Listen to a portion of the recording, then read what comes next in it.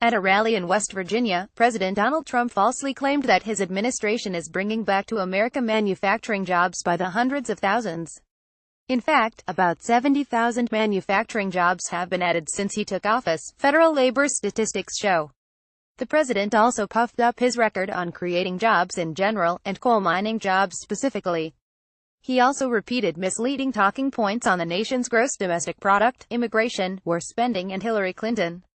Jobs, jobs, jobs. Trump's latest campaign-style speech to supporters was on August 3 in Huntington, West Virginia. The president, who campaigned on a promise to be the greatest jobs president that God ever created, focused a good part of his speech on jobs and the economy.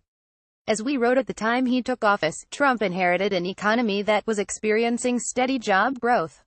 We said that the unemployment rate was 4.7% and the economy had gained jobs for 75 straight months, the longest streak on record. That streak has continued and the unemployment rate has now dropped to 4.3%. Trump, however, goes too far in some cases when claiming credit for the continued economic growth.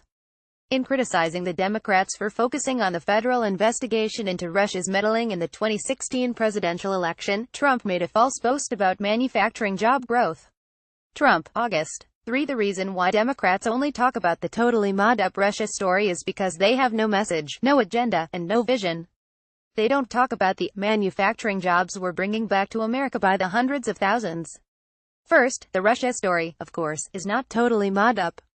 The U.S. intelligence community has determined that Russian President Vladimir Putin ordered an influence campaign in 2016, including cyberattacks on the Democratic National Committee, to help Trump win the election. The Department of Justice and Republican-controlled congressional committees are investigating whether there was any coordination between Russia's and the Trump campaign. See timeline of Russia's investigation for more information. And what about those manufacturing jobs? Trump is wrong. The U.S. has not added hundreds of thousands of manufacturing jobs since Trump became president. The actual figure is 70,000, according to the Bureau of Labor Statistics. The U.S. had 12,355,000 manufacturing jobs in January, when Trump took office, and 12,425,000 as of July. Trump also said, "Since our election, not mine, since our election, we've added more than 1 million new jobs." This has been a talking point for Trump, but it lacks context. First, Trump has been taking credit for jobs that were added to the economy while Barack Obama was president, as he did at a rally last month in Ohio. We measure jobs growth under Trump from the time he took office in January.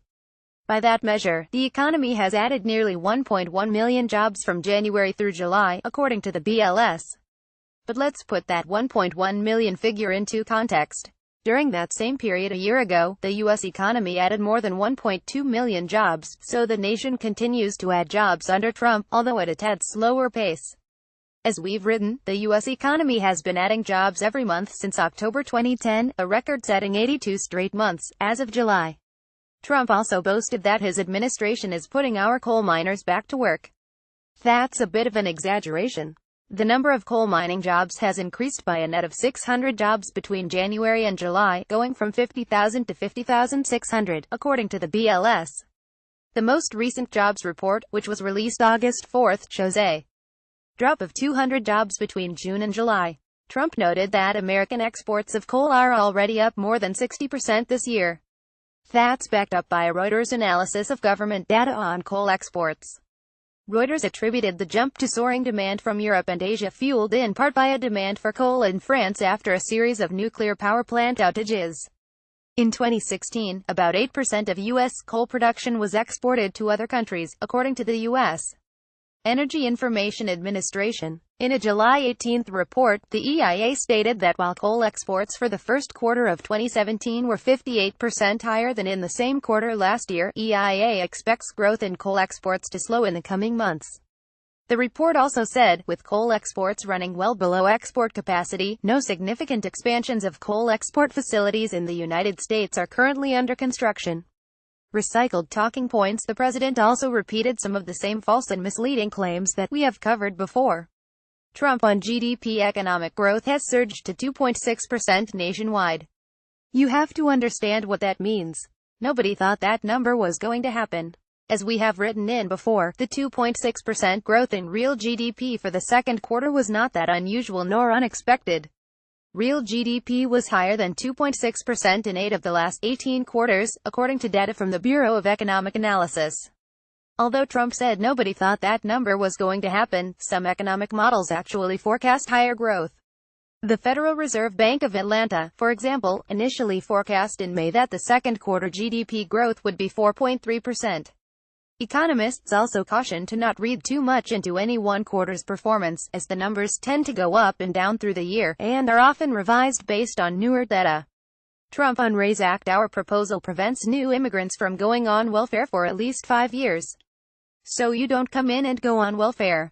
Trump is referring to the Reforming American Immigration for a Strong Economy Raise Act, and mischaracterizes the impact of the proposed legislation on the ability of newly arriving immigrants to receive public benefits. The bill, which was proposed by Republican Sens.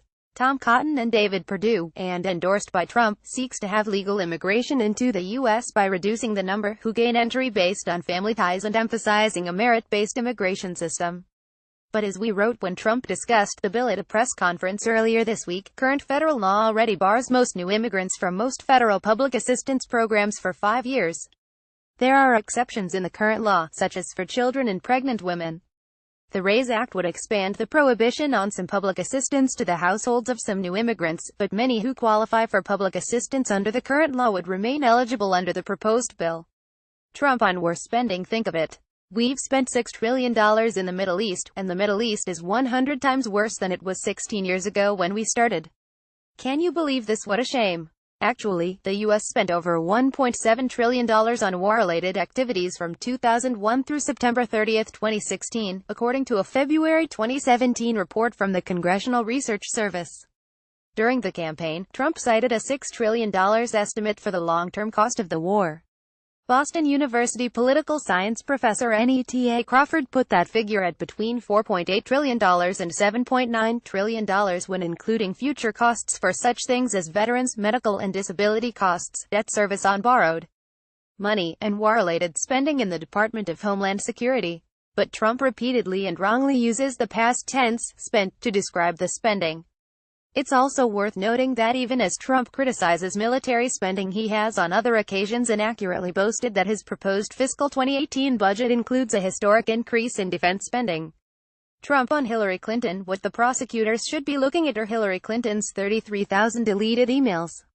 Or let them look at the uranium she sold that is now in the hands of very angry Russians. Trump made these remarks while criticizing the federal investigation into Russia's meddling in the 2016 campaign.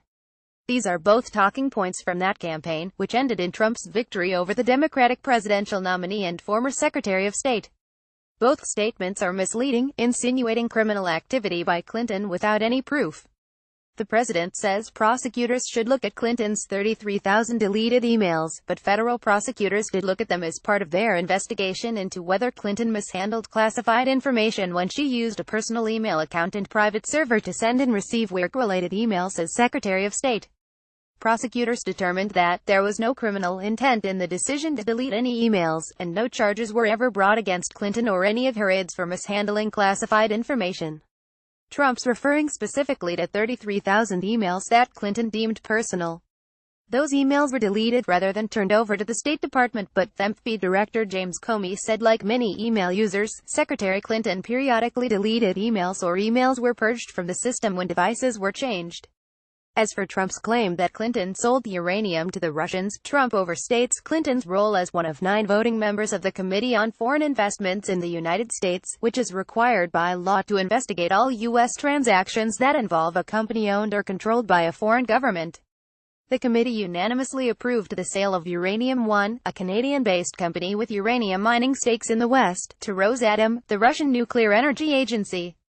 The sale was also approved by the Nuclear Regulatory Commission.